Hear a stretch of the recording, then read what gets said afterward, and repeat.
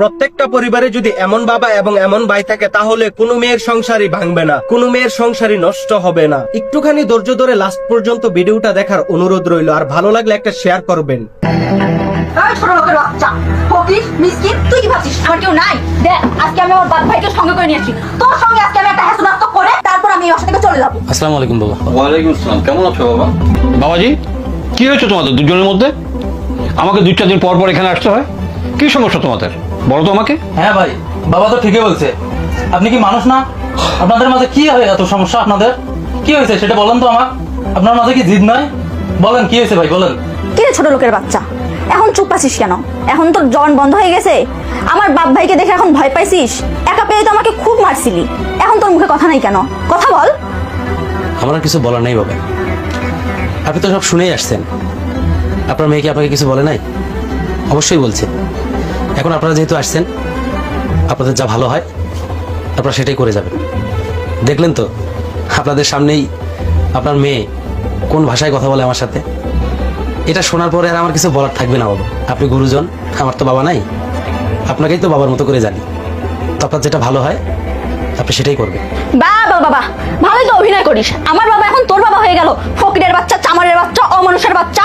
এই, আমার বাবাকে খবরদার বাবা বলবি না। আমার বাবা শুধু আমার বাবা, তোর বাবা না। চুপ করো তুমি, এভাবে বেয়াদবি করছো কেন? আর তুমি যদি এভাবে বেয়াদবি করো তাহলে আমি এখান থেকে চলে যাবো। জামাই বাবা, বলো তো কি হয়েছে তোমাদের? ও কি বলবে বাবা? ওর বলার কোনো মুখ আছে?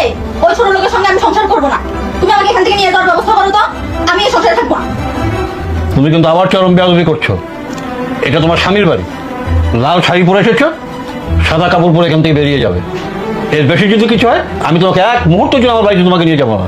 হ্যাঁ বাবা জামাই, তুমি বলো তো এবার কি হয়েছে?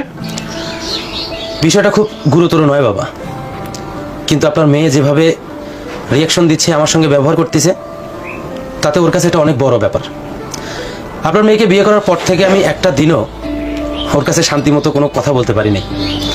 সব সময়ের জন্য শুধু খোটা, অমুকের এটা হয়েছে, ওর হাজব্যান্ড এটা করছে, ওর বউ এখানে ঘুরতে গেছে, আজকে এত দামি গহনা পড়ছে, এই খোটাগুলোই সবসময় আমাকে দিয়ে আসতো। আপনি তো জানেন আমি ছোট্ট একটা বিজনেস করি, ওইখান থেকে যা রোজগার হয় সেটা দিয়েই সংসার চালাই, নিজে চলি, সাধ্যমতো আপনার মেয়ের চাহিদা পূরণ করার চেষ্টা করি। কয়েকদিন আগে আমাদের এখানকার হরিপুর নামে একটা জায়গায় একটি ব্রিজ উদ্বোধন হয়। এই উদ্বোধন অনুষ্ঠানটা দেখার জন্য আপনার মেয়ে আমাকে বলে। আমি কোনো একটা কারণে বাড়িতে আসতে পারিনি এবং আপনার মেয়েকেও নিয়ে যেতে পারিনি। এটাই হয়েছে আমার জীবনের সব থেকে বড় কাল। আর তার জন্য আপনার মেয়ে আমাকে যা অপমান করলো বা এখনো করে, এটা আসলে